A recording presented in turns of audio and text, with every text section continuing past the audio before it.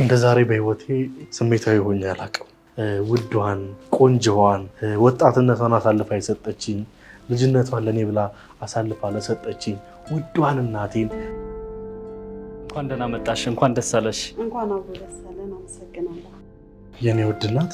ዛሬ እንግዲህ እግዚአብሔር አምላክ ፈቅዶልኝ ለአንቺ ለውዷ እናቴ ልጅነቷን አሳልፋ ለሰጠችኝ ከጎኔ ሆና ስትረዳኝ ስትደግፈኝ ለነበረችው ጠንካራዋ እናቴ ህይወትን በራሷ አቅም ያሸነፈች ጀግናዋን እናቴ ከምታስቢ በላይ ወድሻለሁ። እኔ ልጅሽ ወድሻለሁ ብዬ አላቅም አይደለ? ይኸው እናቴ ወድሻለሁ። እሺ አሁን አይንሽን መክፈት ትችያለሽ።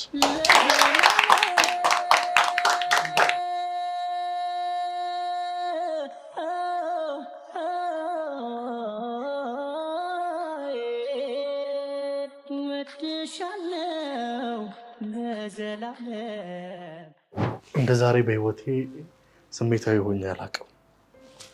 ማለት ወደ ሚዲያ ከወጣው ገና 3 ዓመት ሞላኝ።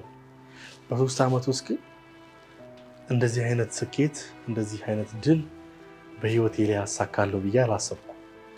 ዛሬ ውድ ቤተሰቦቼ አንድ ነገር አሳክቻለሁ በህይወቴ ማለት ነው። እኔ አሁን አላለቅስም።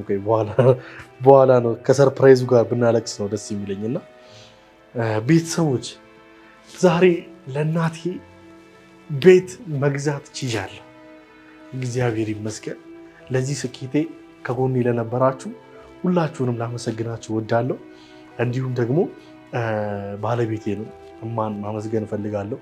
እሷ ያው እኔ ጋር ያልሆነችበት ምክንያት ውዷን ቆንጆዋን ወጣትነቷን አሳልፋ የሰጠችኝ ልጅነቷን ለኔ ብላ አሳልፋ ለሰጠችኝ ውዷን እናቴን እየተንከባከበችልኝ እያሰማመረችልኝ ቆንጆ እያደረገችልኝ ቤት ትገኛለች። ከትንሽ ደቂቃዎች በኋላ እናቴን ወደዚህ ይዛልኝ ትመጣለች ብዬ አስባለሁ። ይዛ ስትመጣ ታዲያ ዛሬ ብዙ ቤተሰቦችም አሉ፣ ወዳጅ ዘመዶች አሉ። ያው እዚሁ አዲስ አበባ ያሉትን ነው የጠራ እና ብዙዎቻችሁን ለዚህ ስኬት ለዚህ ድል የሰው ደስታ የሚያስደስታችሁ ሁላችሁንም ዛሬ እንግዲህ በጣም ደስ ስላለኝ ፕሊስ እንኳን ደስ አለ በሉኝ ማለት ነው። ለማንኛውም ውድ ቤተሰቦቼ ከኋላ እንደምታዩት ዲኮሬን አስተካክዬ ሁሉ ነገር ቆንጆ አድርጌ ስጠብቀውና ስጓጓለት የነበረውን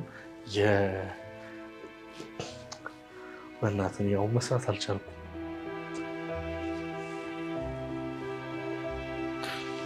ለእናቴ ምን አይነት ቤት እንደገዛሁላት ላሳያችሁ፣ ትንሽ ላስጎብኛችሁ ቤቱን። እንደምታዩት ይሄንን በሙሉ ኢንቴሪየር ፉል ፊኒሽድ የሆነ ቤት ነው የገዛ ነው። ይሄንንም ደግሞ ያደረጉልኝ ያው የሚዲያ ባለሙያም ስለሆንኩኝ ያው በውስጥ ያለቀ ጉዳይ ነው ቤተሰቦች። ለማንኛውም እንደምታዩት ይሄ የምታዩት ወንበር ዲዛይኑን የመረጥኩት እኔ ነኝ። እንደምታዩት እኔና እዚህ ጋር ማዘሮ አለች፣ እዚህ ጋር ፋዘር ፊት ለፊት ለልጆች እንዲመች ደግሞ ይኸው 3 ልጆች የሚያስቀምጥ ቦታ አለ። ፋሚሊን በደንብ ይችላል። ያው ማሚም አዲስ አበባ እንድትገባ ካለኝ ጉጉት የተነሳ ነው። ቤቱ ላስ ይግቡ። ሰላም እዚህ ቤቶች፣ ሰላም ላንተ ይሁን። ቤት ለምቦሳ ብለናል። ይቅርታ እንግዲህ ባዶ እጄን ነው የመጣሁት። አረ ችግር የለም። እንዴት ነህ? እንኳን በሰላም መጣ። ታዲያ ሰላዘር እንዴት ነህ? ሰላም ነው አለን። እንግዲህ ያው ቤተሰቦች ያው ቤቱን የሸጡልኝ እነሱ ናቸው። እንዴት ነው ቤታችንን ወደድከው? በጣም ነው ማለት ከምጠብቀው በላይ በጣም ቆንጆ ቤት ነው። ያው ከኔ በላይ ደግሞ ያው እናት የእሷን ፊሊንግ ነው ማየት የምፈልገው እና በጣም ተወደዋለች ብዬ አስባለሁ። ያው እንግዲህ የልጅነት ልፋት ነው 15 ብላ ባይዘው ከዚህ ቀደም እናቴ እኔ የምሰጣትን ብር ቆጥባ መኪና እንደገዛ አድርጋኝ ነበር። የዳማስ ታክሲ እንደገዛ አድርጋኝ ነበር እና እኔም ልጇ ያው ተካው መሰለኝ 5-10 ብዬ እውነት በጣም ደስ የሚል ነው። በጣም ደስ ብሎኛል። በጣም እንዴት ነው ታዲያ? ጥሩ ነው አይደል? ቆንጆ ነው አጨራረሳችን። ቤታችን በጣም ያማረ እንደሆነ ያው እኔም እርግጠኛ ነኝ። ታዲያ እንዴት ነው ስፋቱ ምናምን? አሁን ይሄ ለምሳሌ ይሄ ባለ 2 መኝታ ነው የገዛኸው አንተ ለማዘር እና ሞር ደግሞ ከዚህ የተሻለ ቆንጆ ሳይት ሌላ አዲስ የጀመርነው ፕሮጀክት አለን እና እንግሊዝ ኤምባሲ አጠገብ ከመገናኛ ወደ እንግሊዝ ኤምባሲ የሚወስደው መስመር ላይ እንግሊዝ ኤምባሲ አጠገብ እዛ ሎኬሽን ላይ መሬት አለ። አዎ በደንብ በሚገባ እዛው ኤምባሲው ኤሪያ ላይ ነው። በኤምባሲው መስመር ከመገናኛ ወደ እንግሊዝ ኤምባሲ ስትመጣ እዛው መስመር ላይ ቆንጆ ፕሮጀክት አለን። ኦልሬዲ የተጀመረ ፕሮጀክት ከዚህም አሁን ለምሳሌ ይሄን 2 መኝታ ነው አይደል የገዛኸው? ባለ 2 መኝታ ያኛው ወደ 138 ካሬ ከዛ ጀምሮ ከዛ በላይ ሰፋ ያለ ይሄው አይነት ተመሳሳይ ሆኖ ይሄ 86 ነው። ያኛው ግን በጣም ሰፊ ነው ማለት ነው። 138 157 163 ካሬ ሜትር ባለ 2 መኝታ ሆኖ ሰፋ ብሎ በአማረ ዲዛይን እየተሰራ ነው ያለውና ያው እንግዲህ ቀጣዩ ላይ ደግሞ አንተን ወደዛ ነው የምንወስደው። ባይዘው እንዳጋጣሚ ለማዘርን ሰርፕራይዝ ስለማረጋት ይኸው እንደምታየው በጣም ነው የሚያምረው። ዛሬ እንግዲህ ቀረጻ ተጀምሯል። ያው ካሜራ ምናምን ችግር የለውም፣ ምንም ችግር የለውም። እንዴ አላዛር ይሄን ቤት በምን አይነት መልኩ ነበር የገዛኸው? እኔ ያው የዛሬ 2 ዓመት ስገዛው ዳውን ፔመንት ያስገባሁት የዛኔ 600 ሺህ ብር ነው። ከዛ በየኮንስትራክሽኑ እለት ተዕለት ያየው ከምን ደረሰ እያልኩ በየ8 ወር በየ6 ወር እያረኩ ነው ከፍዬ የጨረስኩት ማለት ነው። አሁንም ይቀራል። ኦልሬዲ እስከ 50% ነው የከፈልኩት። ከ50% በኋላ ያለው ከባንክ ጋር ማያያዝ ስላልኩኝ ከባንክ ጋር ተያይዞልኛል። በጣም ደስ ይላል። አሁንም እኔ ደግሞ አንተን ኢንቫይት እያረኩ ያለውበት ሳይት ላይ ይገርምሃል፣ ዳውን ፔመንት 10% ነው ቅድመ ክፍያ የምትከፍለው። ከዛ አጠቃላይ በ27 ወር ውስጥ የቀረውን በፕሮግረስ ልክ እንደዚሁ እዚህ ላይ እንዳደረግከው ለማዘር በፕሮግረስ ያኛውንም እየሰራህ ከስር 50% ድረስ በ27 ወር ውስጥ መክፈል ትችላለህ። ቀሪውን 50% ደግሞ በባንክ እየኖርክበት በባንክ መበደር ትችላለህ እና ይህም ኦፕሽን አለ። ዲስካውንት፣ የተለያዩ ዲስካውንቶች አሉ። እስከ 51% ድረስ ዲስካውንት ኦፈር አለ። አሁን በተለይ ለዚህ ለገና በዓል ያዘጋጀነው ዲስካውንት ኦፈር አለ። ስለዚህ 51% ድረስ ዲስካውንት አዘጋጅተናል። ይሄ ማለት ግማሹን ነው የሚገዛው ኦልሞስት። ስለዚህ በጣም ቆንጆ ፕሮጀክት ነው። G+25 በፍሎር 7 ቤት 5 ሊፍቶች አሉት። ብዙ አሚኒቲዎች ያሉት መዋኛ ገንዳ፣ ፕሌይግራውንድ፣ አዳራሽ፣ ጂም፣ ስፓ የመሳሰሉትን እንደገና ኤሌክትሪክ መኪኖችን ቻርጅ ማድረጊያ እዛው ቤዝመንቱ ላይ ፓርኪንጉ ላይ ለኤሌክትሪክ መኪኖች ቻርጅ ማድረጊያ እሱን አዘጋጅተን በጥሩ ሁኔታ በአማረ ዲዛይን ነው እየተሰራ ያለው። ስለዚህ ባለ 2 መኝታ፣ ባለ 3 መኝታ፣ ባለ 4 መኝታ ድረስ አለ። ብዙ ኦፕሽኖች ናቸው ያሉት እና የካሬ አማራጩም ብዙ አይነት የካሬ አማራጭ አለው እና ሎኬሽኑ ያው እንግዲህ አንተ እንደምታውቀው እንግሊዝ ኤምባሲ ምንም መገናኛ ለቦሌ ኤርፖርት አፍንጫው ስር ነው። ቦሌ ኤርፖርት መገናኛ ማፕ ላይ ማየት ነው እንዴ? የሀገሪቷ አዲስ አበባን ብርት ላይ ቦታ እየነገርከኝ እና ጫካ ፕሮጀክቱ ደግሞ በጣም የበለጠ ግርማ ሞገስ ነው የሚሰጠው። ተራራው ጋር አንድ ላይ ተያይዞ የጫካው ፕሮጀክት በጣም ቆንጆ እይታ፣ አየሩ በጣም የሚስማማ አዲስ አበባን ከላይ እንዲህ እንዳማረባት ቆንጆ እይታ ነው የምታያት እና ምርጥ ሎኬሽን ነው፣ ምርጥ ሳይት ነው እና እባክህን ይህን ሳይት ያው ጆይን ታደርጋለህ። እዚህ ዳስ አልወጣ ምንም ልቤን አሰብከው ወይስ ሽጬ ሳልግባት? ከፋፈላችን በጣም ቀለል ያለ ስለሆነ በፕሮግረስ ነው አይደል? 10% ነው። አሁን ለምሳሌ 2 ቤድሩም ባለ 2 መኝታ 138 ካሬ ሜትር የመጀመሪያው ቅድመ ክፍያ 10%ቱ 1,80,000 ሺህ ብር አካባቢ ነው የሚሆነው። አጠቃላይ ቤቱ 13 ሚሊዮን ማለት ነው።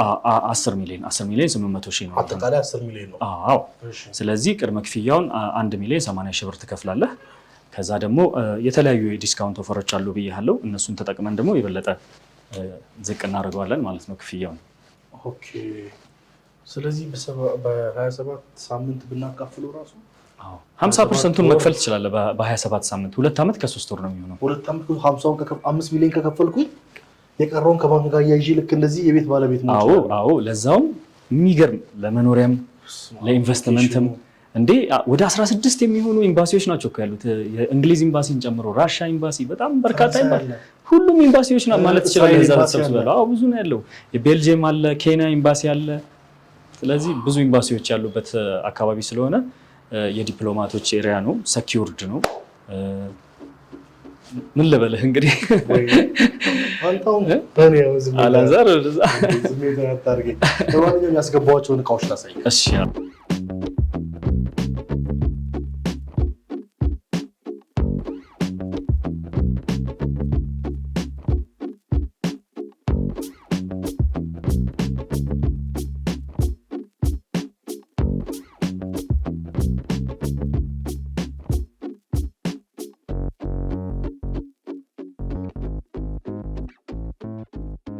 እሺ አላዛር ይሄኛው ሰሩን ያመጣልኝ ጓደኛዬ ከዱባይ ነው። ሰሞኑን የገባው እቺን የጌጣጌጦቹ ምናምን ሳሎን ላይ የሚያዩትን 3 ስዕሎች ያመጣልኝ እሱ ነውና በዛው ጋር ማመስገን ፈልጋለሁ። እቃዎቹ ናቸው በጣም ነው የሚያምረው። እውነት አላዛር በጣም ነው ደስ ያለኝ። በጣም ነው ተች ያደረገኝ። በተለይ ለእናትህ ደግሞ ከዚህ በላይ ይገባታል። በጣም የሚያምር አልጋ ነው ያደረከው የገዛህላት።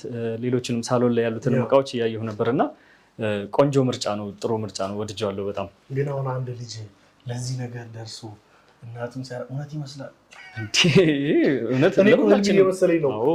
ዛሬ 3 ዓመት ነው እንግዲህ አዲስ አበባ የገባሁትና ዛሬ ላይ ሳስበው ይሄ ልጆች ስላሉ እኛ ቤት 2 ልጆች አሉ ተማሪዎች፣ እነሱ ማጥኛ እንዲሆን ብለን ቦታውን ላለመተው በሚለው ነው ይህን ቦታ እዚህ ጋር ፒሲ ምናምን ስላላቸው እዚህ ጋር እንዲጠቀሙበት በማሰብ ነው። እንግዲህ ያው ባኞ ቤቱም እናንተ ቆንጆ አድርጋችሁ ሙሉ ፊኒሽ አድርጋችሁ ስለሰጣችሁ መሰለኝ ባኞ ቤቱ እንኳን ምንም የሚያስገባውት ነገር የለም። ይሄ መስታወት እንግዲህ እንደምታየው ነው። እስቲ ተመልከተው። እስቲ በጣም ነው የሚያምረው። እውነት ሞገሳችን ጨምሯል በጣም። እኔ ራሴ ሙሽራ መስዬ ማለት ነው። አላዛር በጣም ደስ የሚል ስራ ነው። እውነት ቆንጆ ነገር ነው ያደረከው። በተለይ ከምንም በላይ እናትህን እንደዚህ አክብረህ ይሄ ማለት በጣም ስሜት የሚነካ ነገር ነውና እውነት በጣም ቴንክ ዩ። እኔ ራሴ አመሰግናለሁ። ጥሩ ነገር ነው ያደረከው አላዛር። ከልብ ነው አመሰግናለሁ። ያው ሁሌ ምን መሰለህ አንዳንደኛ በህይወታችን የሚደርስ አይመስለንም። ለምሳሌ አሁን የእናንተን ሳይት ለምሳሌ ሰው አሁን የዛሬ 2 ዓመት የሚርቀው ሰው አለ። አንዳንድ ሰው ግዝት ምናምን ነው የሚፈልገው ተረድተኛል። ነገር ግን አሁን ለምሳሌ እንግሊዝ ኤምባሲ ላይ በ10 ሚሊዮን ብር ለምሳሌ ይሄን ቤት እኔ ስገዛው ይሄ ቤት ስገዛው እኔ አጠቃላይ 5 ሚሊዮን ብር ነው። 2.5 ሚሊዮን ከፍያለሁ። 2.5 ሚሊዮን ግን በዕዳ ነው ያለው። ዛሬ ላይ ግን ስቲል ነው አሁን ላይ ማለት ነው። ከትላንቱ ደግሞ ሳስገምት ነበረ 13 ሚሊዮን ብር ሰጥተውኛል። አይገርም? ታዲያ በጣም ነው የሚገርመው። ለምን መሰለህ ባዶ ማለት ሰው አሁን እኔም አሁን የዛኔ ብዙ ጊዜ ትረስት አይኖረውም። ሰው ገና ቁፋሮ ላይ ነው ምናምን ሲባል እምነት አይኖረውም። ማይደርስ ይመስለዋል። ግን እኔም እንደማንኛውም ሰው እኔም ማይደርስ መስሎኝ ነበር። ሁላችንም ይሄ ስሜት ሁላችንም ጋር አለና ባይገርምህ እኔ ደግሞ አንድ ነገር ልጨምርልህ። አንተ ያስቀመጥከው እንደዛ ነው። 2 ቤቶች አሉን እዚህ ላይ የቀሩ 4 ቤድሩም እና ፕላስ ሜድስ ሩም ከነባዙ 2 ኪችን ያለው ትራዲሽናልም ኦፕን ኪችንም ያለው አሁን እሱ በጣም ይገርም ነው። ወደ 32 አካባቢ 38ም አለን በቆንጆ ፊኒሽንግ ያለቀ። ስንት ነበር? እሺ አሁን ለምሳሌ እሱ ሲገዛው ስንት ነበር የገዛው? እንግዲህ የወቅቱ እንትን ስለሆነ ሰው ለካ እንዲህ ነው ሀብታም የሆነው። እኔ አልገባኝም። የምሬን ነው የምልህ። ገና ከግንባታ ሲሆን ቅናሽ አለው። ለምሳሌ አሁን አንተ ያልከው 50% አለ አይደለ? 50% ቅናሽ አለው ሲባል ከዛ ደግሞ 20% ኦፍ አለ ሲባል በዚህ ሰዓት ባለሀብት ቶሎ ግዝት ያደርግና ያስቀምጣል። ከዛ ቀስ እያለ ሲመቸው ዕቁቡን የፈለገውን ነገር ጣል እያደረገ ቤቱ ልክ ቤት ከመሰለለት በኋላ የዛን አሁን ለምሳሌ ይሄ ፋሲሊቲ ባይኖር አሁን ይሄ አስፋልት አይተዋል። ድሮ እንደዚህ አልነበረም። ከተማው እንዲህ አልነበረም። ሀገራችን በ2 ዓመት ውስጥ በጣም ተቀየረች። በደንብ ኢኮኖሚውን እጥፍ አደገ። ስለዚህ አስበው ደግሞ አሁን ጫካ ፕሮጀክት ጋር ነው ያልከኝ አይደለ? ጀርባው ባክግራውንዱ ጫካ ፕሮጀክት ነው። ሙሉ ባክግራውንዱ ጫካ ፕሮጀክት ጋር ምን አይነት ፋሲሊቲ እንደሚኖር ያንን ብቻ ምክንያት በማድረግ ደግሞ የዛሬ 2 ዓመት ተኩል ላይ ያን ቤት ሲሸጥ ስንት ይሸጣል? 10 ሚሊዮን ልክ እንደሆኑ 30 ትለኛለህ።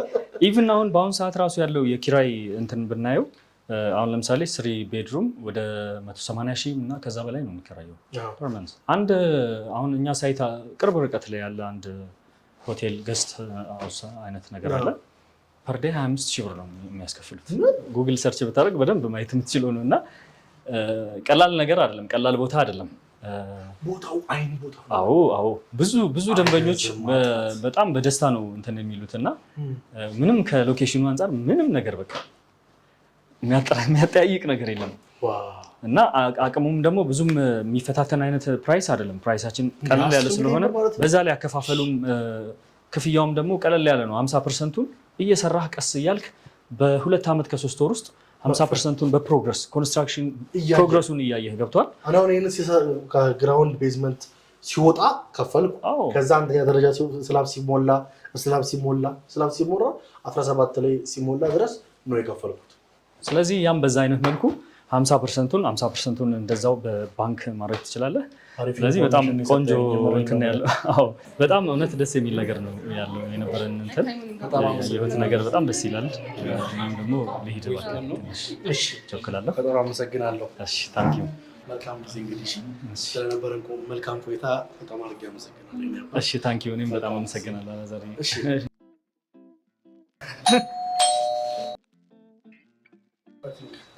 አዎ አዎ እንኳን አብሮ ደስ አለን። አመሰግናለሁ። በጣም ነው አመሰግናለሁ። እንኳን በሰላም መጣችሁ። እንኳን በሰላም መጣችሁ። ግቡ ግቡ። እንኳን በሰላም መጣችሁ። ምንድን ነው እሱ? ቤተሰቦች መጡ መሰለኝ። ግባ። ሰርፕራይዙን ያው አንድ ላይ እናደርጋለን። እንደዛ ከሆነማ እኔማ አልሄድም። እሺ ና ግባ። ሌላ እንግዳ መጣ። እንኳን ደስ አላችሁ። እኔ እንኳን ደስ አላችሁ እላለሁ። አመሰግናለሁ ወንድሜ፣ እንኳን ደስ አመሰግናለሁ። የእኔ አባት ግባልኝ። የእኔ አባት አመሰግናለሁ። ግባ አንተም። ያው ማዘር እየመጣች ስለሆነ ያው ዛሬ እንግዲህ እናቴን ሰርፕራይዝ ለማድረግ ነው ያሰብኩት።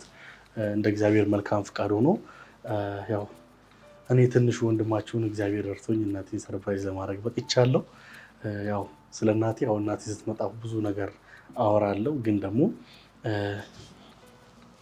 አንድ ይቅርታ ደርሻለሁ አለች። ኦኬ ከደረሰች እንደዚህ ማድረግ አለብን። እኚህን አበቦች ማዘር ስትገባ እያንዳንዳችሁ በተራ በተራ እንኳን ደስ አለች እያላችሁ ስጡልኛላችሁ።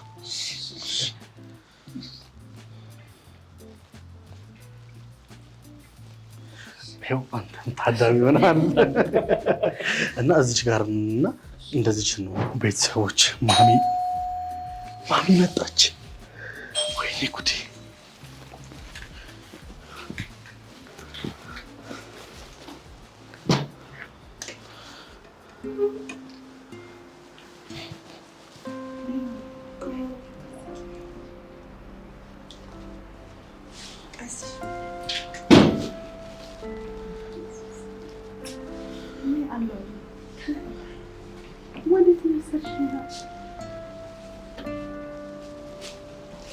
እንኳን ደህና መጣሽ። እንኳን ደስ አለሽ። እንኳን አብሮ ደስ አለን። አመሰግናለሁ።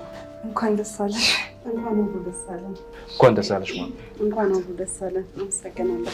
እንኳን ደስ አለሽ ማለት እንኳን አብሮ ደስ አለን። አመሰግናለሁ። እንኳን ደስ አለሽ። እንኳን አብሮ ደስ አለን። እንኳን ደስ አለሽ ማለት እንኳን አብሮ ደስ አለን። እንኳን ደህና መጣሽ እናቴ። እባክሽ ወደዚህ ጋር አምጪልኝ። አይዞሽ፣ አትፍሪ። እናንተም ኑ እዚህ ጋር። እሺ እኔ እናቴ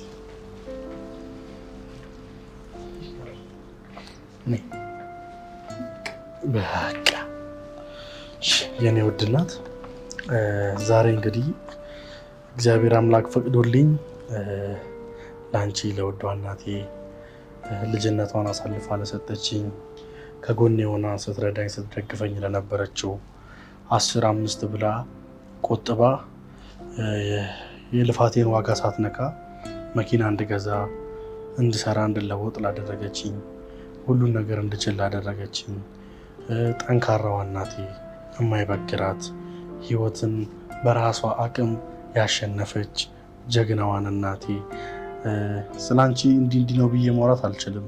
በጣም ነው የምወድሽ። በጣም ነው ማለት ለአንቺ ያለኝ ስሜት እጅግ በጣም ልዩ ነው እናቴ። ከምታስቢ በላይ እወድሻለሁ። እኔ ልጅሽ እወድሻለሁ ብዬ አላቅም አይደለ? ይኸው እናቴ እወድሻለሁ። እሺ። እና ለአንቺ ቢያንስ ነው እንጂ ከዚህ በላይ ለአንቺ ብዙ ነገር ባረግልሽ ደስ ይለኝ ነበረ እናቴ። አንድ ነገር ለአንቺ ለማድረግ ዛሬ ልጅሽ ለዚህ ሞገስ፣ ለዚህ ክብር እግዚአብሔር አብቅቶኝ አንድ ነገር ለአንቺ ለማድረግ አስቤያለሁ እና ይህንን ነገር ዓይንሽን ከመክፈትሽ በፊት ተቀበይኝ አንዴ እጅሽን። ይህችንም ይሄ ለኔ ለልጅሽ እስከ ዛሬ ለከፈልሽ ዋጋ በጣም ቢያንስሽ ነው እንጂ ጥቂቱን የልጅሽን ልፋት ይህን ለአንቺ አበርክቼልሻለሁ እናቴ። እወድሻለሁ።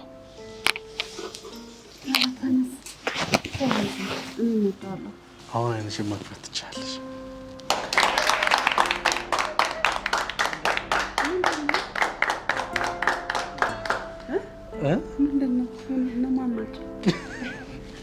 እነሱ ጓደኞቼ ናቸው። ዛሬ እንግዲህ ብዙ ጊዜ ስመኝ የነበረው ሳስበው ሳቅደው ሳልመው የነበረው ትልቁን ምኞቴ ከ2 ዓመት ከተኩል በኋላ ተሳክቶልኛል። በሱ ውስጥ አሻራ ያላቸው ሰዎች ናቸው። ከዛ ባለፈ ይሄ እናቴ ከዚህ ደቂቃ ጀምሮ የባለ 2 መኝታ ቤት ባለቤት ሆነሻል ማለት ነው።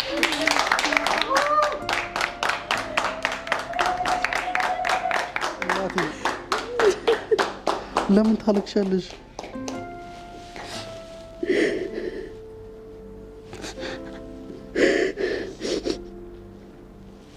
እናቴ እማ እኔ እኮ እንድታለቅሽ አልነበረም እናቴ።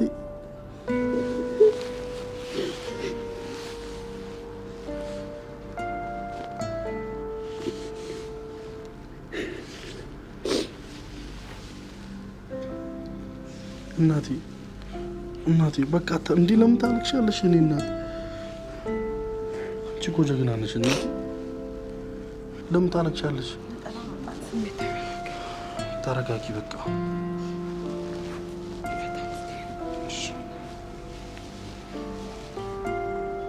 በጣም ነው የማመሰግነው። እግዚአብሔር ይባርከን። አሜን። ይሄንን ስላሰብክ እግዚአብሔር በወጣው ይተካል፣ ከዚህ በላይ አስፍቶ ይጨምርልህ። አሜን። በጣም ነው የማመሰግነው በእውነት እግዚአብሔር ይባርከን።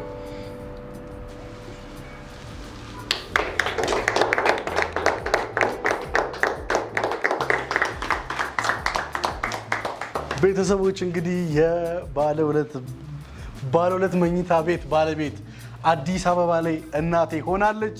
ለዚህ ስኬት ከጎኔ ለነበራችሁ ሁላችሁንም ማመስገን እፈልጋለሁ። መልካም ጊዜ፣ መልካም ቆይታ።